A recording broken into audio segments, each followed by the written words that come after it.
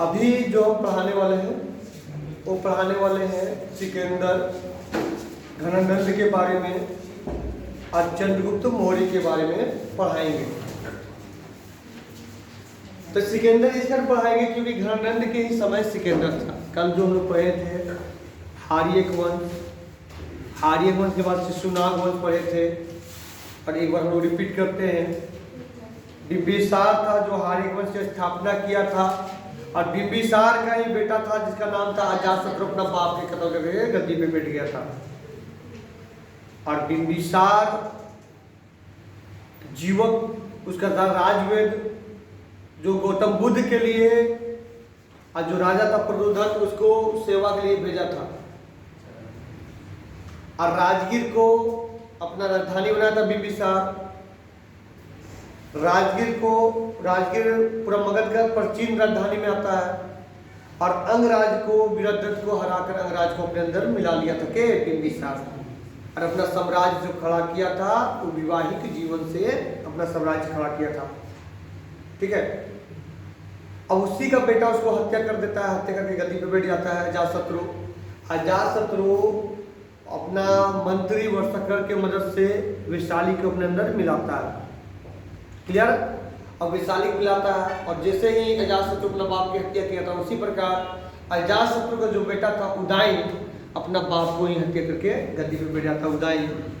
और उदयन पाटलीग्राम जो पाटलिपुत्र आगे नाम चला बाद में पटना नाम परिवर्तन कर दिया शेरशाह सूरी। तो उदयन का जो उदयन पाटलिपुत्र को ये करता है, पाटलिपुत्र को राजधानी बनाता है। और उदयन का जो तीसरा बेटा, तीन बेटा था, योग जो बेटा था जिसका नाम था नागदशक और नागदशक को राजा बनाता है और नागदशक को 412 में शिशुनाग हत्या कर देता है और शिशुनाग वंश के स्थापना करता है।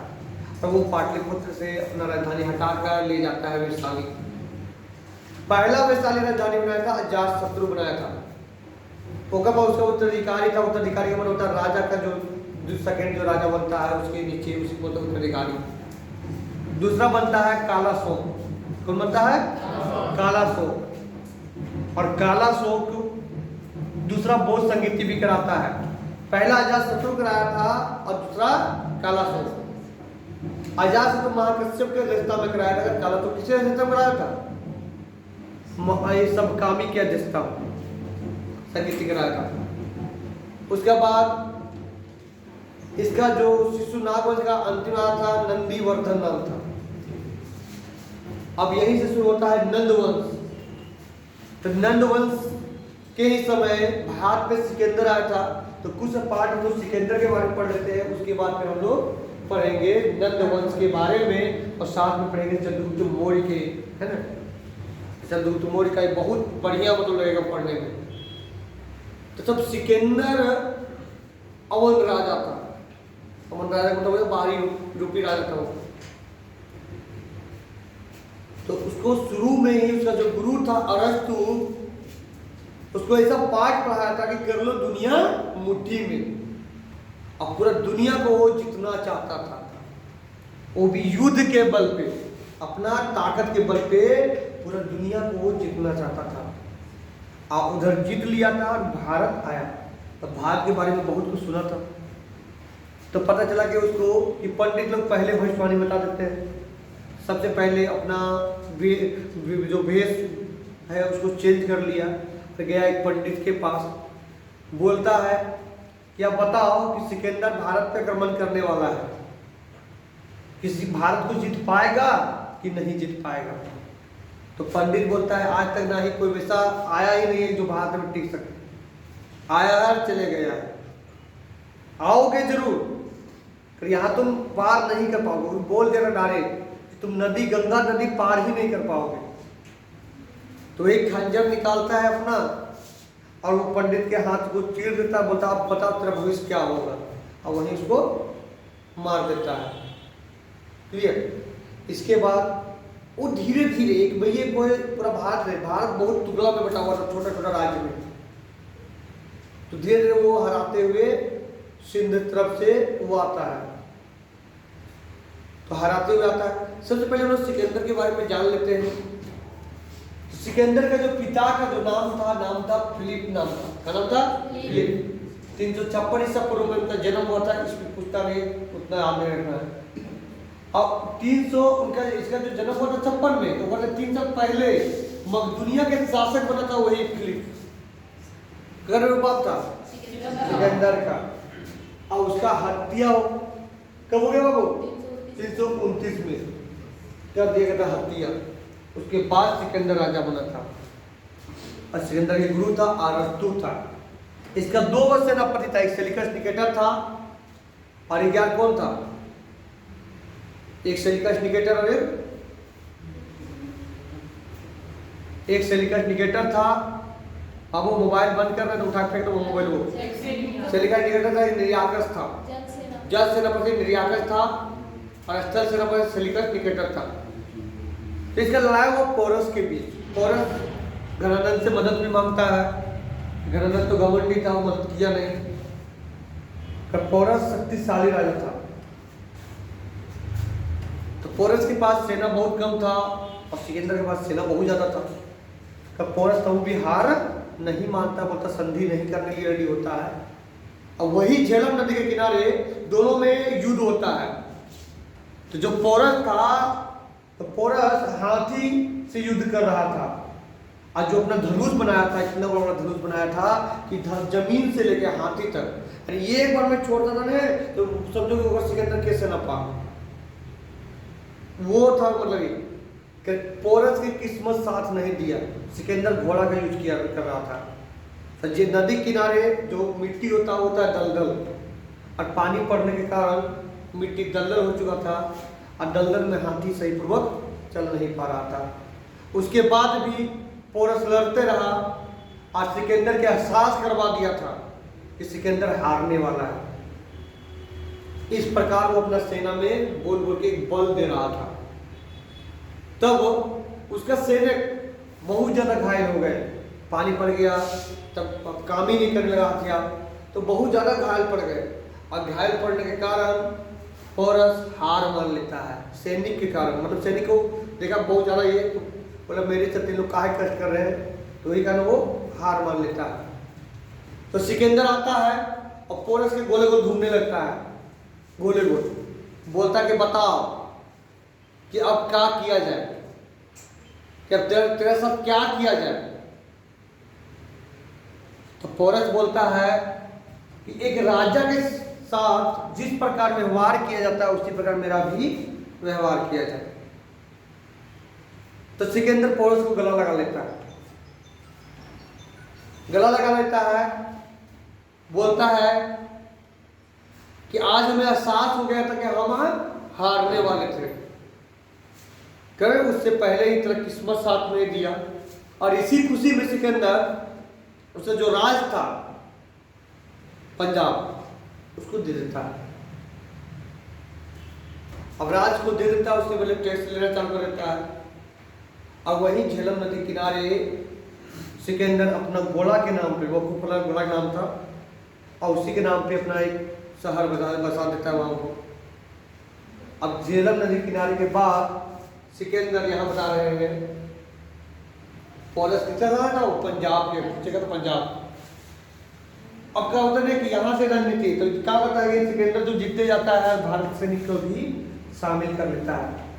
अब यहाँ षड्यंत्र क्या रचा जाता है बता रहे हैं कि क्या होता है ना कि जो भारत सैनिक थे उन लोग उपवास रख लेते हैं, और वहाँ जो सैनिक था ना उसमें जहर मिला दिया जाता है। ये चीज चर्चा नहीं दिया और महामारी बोला गया है, तो वो गेम किया गया था, जहर मिला दिया गया था। इसमें भी चंद्रगुप्त मौर्य चाणक्य वगैरह के मतलब चाल था, मतलब पता नहीं कर पाए कि कैसे। अब वहाँ क्या होता है ना कि डर के लिए, जैसे कहीं आग लगा दिया रात में कहीं जलना चालू हो गया, क्योंकि सैनिक के विश्वास था कि पंडित बोला है कि हम लोग नदी पार कर ही नहीं पाएंगे। तब व्यास नदी तट पे लोग पहुंचा ने, जिससे नहीं होता है आग जलना या ये जलना, मतलब एक होता है मत विश्वास, वो फैला दिया गया था सिकंदर के सैनिक में। और सिकंदर के सैनिक, और उसी समय मतलब जैसे जो भारतीय सैनिक थे उन लोग उपवास किए हुए रखे हुए थे, और जो सिकंदर के सैनिक थे उन लोग भोजन खाया, भोजन पर उन लोग बीमार पड़ने लगा, महामारी फैलने लगा। और महामारी फैलने लगा अब उन लोग को और डर हो गया कि लगता है कि भारत के जो देवी देवता हैं वो हम लोग को रक्षा कर रहा है, इसलिए हम लोग नहीं जा पा रहे। अब इसी डर के मारे जो सैनिक था उन लोग हाथ उठा लिया कि हम लोग सिकंदर का सैनिक, हाँ सिकंदर के सैनिक, कि व्यास नदी पार नहीं करेंगे। अब इसी समय सिकंदर लौटते रहता है, एक बुढ़िया के घर जाता है, बोलता है माता पानी दीजिए, पानी दो। तो जो माता रहती है बुढ़िया माता, वो पानी नहीं देती है। वो क्या करती है बता रहे हैं, बुढ़िया माता पानी नहीं देती है, वो सोना जेवर चांदी सब उसका कटोरी में भर देती है।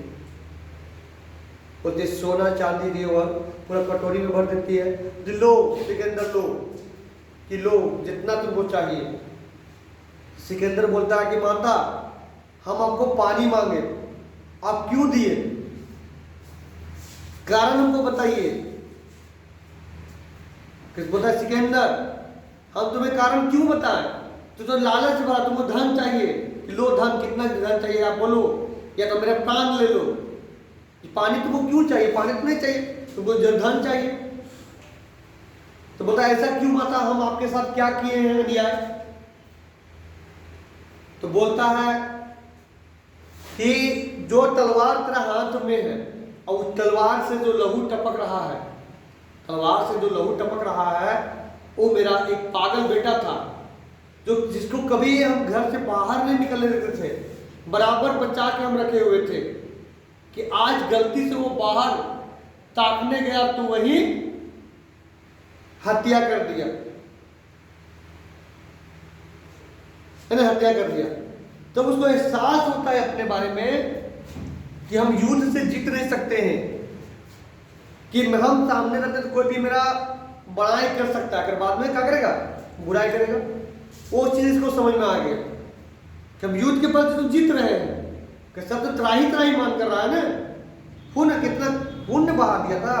तो उसको पीछे मुड़ के लगता कि अरे हम जीतने के लिए, राजगद्दी पाने के लिए हम कितना कत्ल कर दिए, कितना खून बहा दिए। ये चीज को एहसास होने लगता है कि हम दुनिया को जीत नहीं पाए और जो अपने लिए नफरत बुन दिए, इसको एहसास होने लगता है। इसी सोचते सोचते सिकंदर बीमार पड़ जाता है। अब 33 वर्ष की अवस्था में ही उसका मृत्यु हो जाता है। सिकंदर को 25 में आया था, 26 में लौट गया। अब तब जानते हो महान सिकंदर क्या बोला गया, क्या इसको एहसास होता है कि बहुत सारा काम करवाता है। जानते इतना ही तक नहीं, वो बोला था कि जिस शमशान घाट में, जो मतलब ये उन लोग बोलता है अपना कब्रिस्तान बोलता है, जिस रास्ता से मेरा जाएगा, मेरा शरीर जिस रास्ता से जाएगा, कि सोना चांदी सब बिछा देना, ये आदेश दिया था, कर दिया गया था। अब मेरा दोनों हाथ बाहर कर देना, तांबुक बोलते ना, कि दोनों हाथ बाहर कर देना, जिससे लोगों में पता चलेगा कि ना ही हम कुछ लेके आए थे, ना ही कुछ लेके जा रहे हैं। बेबीलोन में इसका सिकंदर का मृत्यु हो जाता है। सिकंदर जो चला जाता है, क्या सलीका निकटर यही रह जाता है। अब इसी समय घनानंद का स्टोरी चालू होता है। घनानंद के बारे में क्या बोले थे, नंदवन के जो संस्थापक था महापदनंद। अब महापदनंद था और घनानंद था। तो घनानंद क्या था ना, कि राजा जो था ना वो दाय से शादी कर लिया था, और दाय से शादी कर लिया था तो उसी का बेटा था घनानंद, और राजा बन गया था। उसमें घमंड था बाबू, उसको बहुत मतलब किसी को इज्जत, पंडित वगैरह किसी को इज्जत ज्यादा नहीं करता था। तो उसी समय विश्वविद्यालय था जिसका नाम था तक्षशिला विश्वविद्यालय। सोचो आज के बाद नहीं बोल रहे हैं, 300 ईसा पूर्व के बाद बता रहे हैं। उस समय विश्व में पढ़ने लिखने के तो नाम आता छोड़ दो, तो उस समय विश्वविद्यालय था भारत में, तक्षशिला विश्वविद्यालय जो भी पाकिस्तान में है। तो वहां का एक विद्वान था, वहां पढ़ाते थे, जिनका नाम था चाणक्य। चाणक्य जिसको विष्णुगुप्त भी है, कोटलिया बोला जाता है, इकोनॉमिक्स लिखा भी है पुस्तक। वो देखने में इतना भद्दा थे ने कि कभी भी कोई भी देख के उसको घिना कर, अभी देखने में पता नहीं बैठेगा जान से, तो उस प्रकार से कर उनके बाद नॉलेज में इतना था राजनीतिक में कि मत पूछो। इतना नॉलेज, सोचो बाबू कि एक छोटा सा सिंपल बच्चा को राजा बना दिया, इतना नॉलेज था। इतना नॉलेज था कि सिंपल बच्चा के मगध की गति पर घनानंद को हटा कर और उसको राजा बना दिया। अब इसका कहानी कहा सुनो। तो घनानंद ने एक यज्ञ करा रहा था, बहुत बड़ा यज्ञ करवा रहा था। अब बहुत बड़ा यज्ञ करवा रहा था, और तब यज्ञ करवा रहा था तो उसी समय बता रहे बापू, वो अपना सैनिक का देख दिया कि सबसे बड़ा विद्वान के बुलाओ। तो चाणक्य आया। तो चाणक्य बताता है कि आप पूरा भारत के राजा बनिए, है ना, कि आप पूरा भारत के राजा बनिए। आप यहां खाली मगध के क्यों राजा है? क्योंकि सिकंदर आ रहा है, फिर सिकंदर आपको भी हरा देगा। नहीं होता, नहीं बोलते तो आपको हरा देगा, नहीं होता, चिड़, किसी पर चिड़ गया घनानंद। आज घनानंद बेइज्जती कर दिया किसको? चाणक्य को। अब बेइज्जती कर दिया, तब पूरा दरबार हंसने लगा, और उसका शिष्य था वो भी हंसने लगा। तो डायरेक्ट बहुत मतलब बात डायरेक्ट बोलेगा, बोला कि काला कोटा हमको बताएगा कि शासन कैसे किया जाता है, यही विद्वान है। मतलब बात सुनो तो बहुत ज्यादा मतलब ये करता है। तो उसी समय चाणक्य कसम खाता है कि अपना सीखा जब तक हम बांधेंगे नहीं, न बांधेंगे नहीं, जब तक हम मगध की गद्दी पर घनानंद को हटाकर किसी योग राजा को हम बैठा नहीं देंगे। अब उसी कसम खा के वो निकल पड़ता धूल में। पहले रास्ता नहीं रहता, खेते बाट आदमी चलता था, तो चल रहा था, तो वहां क्या हुआ कि चंद्रगुप्त मौर्य बच्चा था। बच्चा में क्या हुआ था कि जैसे उसके पिता के बारे में चर्चा नहीं किया गया है, क्योंकि वो लोग छुप के रह रहे थे। चाणक्य के अनुसार उसको राजपुर में क्षत्रिय बोला गया है। 11 एक लेखक है जो उसको नीचे जाति का बोला गया है। अब यहाँ देखो आगे, तो खेल रहा था, खेल में उन लोगों का खेल क्या था कि जैसे खेत है, खेत के दोनों तरफ आयर रहता है, और वो खेत के बीच में टिल्हा था, आयर पर टिल्हा पर बैठा हुआ था चंद्रगुप्त मौर्य, और उसके दोनों से बच्चा बैठा हुआ था, बीच में कुछ लड़के खेल रहे थे, और गाय जानवर चला रहा। तो अपना मामा का कर्ज लिया हुआ था, अब कर्ज लेने का ने तो अपना मामा को छुड़वाने के लिए, बंदी छुड़वाने के लिए अपने आप को बेच दिया था चंद्रगुप्त मौर्य।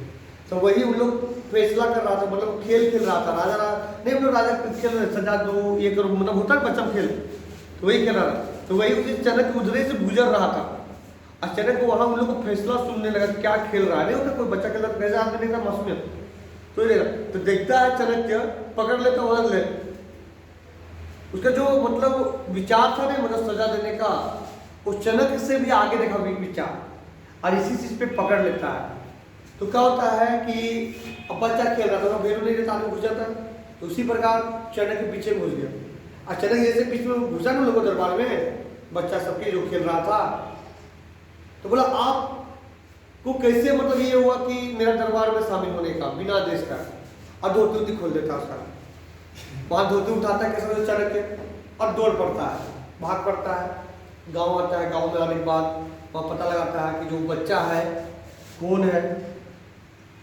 तो पता चलता नहीं कि ग्वाला है, ग्वाला उसको मतलब बंदी, मतलब अपने ही मतलब ये अपने मामा को छुड़ाने के लिए बेच दिया था। तो ग्वाला पूछता है कि हमको ये बच्चा चाहिए, तो ग्वाला बोलता नहीं ये बच्चा हम नहीं देंगे। तो बोलता नहीं, तब जितना मांगो उससे दूना धन दे। तो ग्वाला खुश, पता इसको समन्वय ले चल जाता। अब वहां से चंद्रगुप्त मौर्य को ले चलता है चाणक्य, और उसको बोलता है कि तुमको माता से, अपना माता से भेंट करना है, अपनी माता से आपको मिलना है किससे, और तो वो सही रूप से पढ़ोगे तो जो ये काम कर रहे हैं तुमको हम जो अभी काम कर रहे हैं उसको ओरिजिनल राजा हम बना के ये कर देंगे। तो चाणक्य मान जाता है चंद्रगुप्त मौर्य, उसको ले जाता है, उसको पढ़ाता लिखाता है, बहुत बढ़िया से सिखाता है, मतलब दुश्मन से भी ज्ञान लेने में बहुत मतलब विद्वान बनाता है चंद्रगुप्त मौर्य को, शक्तिशाली बनाता है। इसका स्टोरी भी है, और देखोगे ना बहुत मन लगेगा।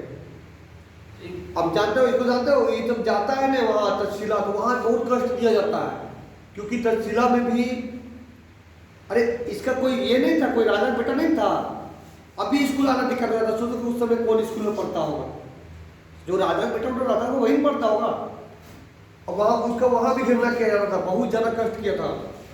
ओकर बाद इसका टैलेंट के बदौलत से चंद्रगुप्त मौर्य से बाद में सब दोस्ती करना चालू किए। दोस्त वगैरह था, दिग्विजय वगैरह और बहुत सारे दोस्त थे जो कश्मीर वगैरह में राजा के बेटा थे। मतलब बहुत ज़्यादा मतलब ये उस समय बता रहे हैं। तो धीरे धीरे ये मतलब अपने आप के शक्तिशाली बनाते गए और अचानक इन्हें बीचों बीच में हमला कर दिया घनानंद पर, वहाँ हरा नहीं पाया। पहले हराना राजा बहुत कठिन था, यानी पूरा सैनिक की तरह मारना है, फिर राजा की हत्या करना है, एक महल चारों पट्टी लगा हुआ वहाँ तो अंदर जाकर थोड़ा हत्या करना है, तब तुम राजा बन सकते हो, ये कंडीशन था।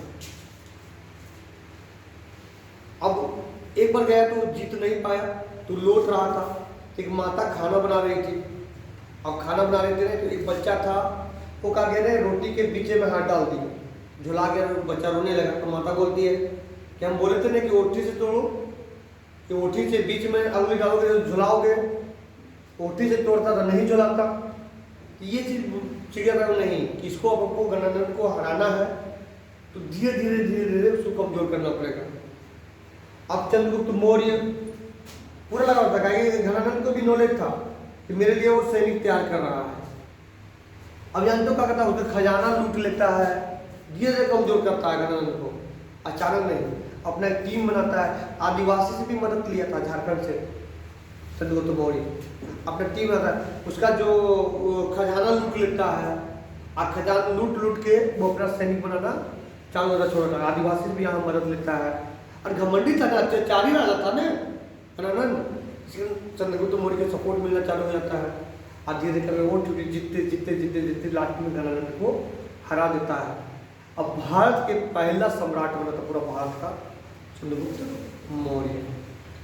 फिर चंद्रगुप्त मौर्य, तो चंद्रगुप्त मौर्य के जानते हो, इसका जो महल था ना लकड़ी का महल था, लकड़ी का महल था, 600 फुट कहते अपना दरवाजा था, मतलब बहुत मतलब लंबा चौड़ा महल था, लकड़ी का।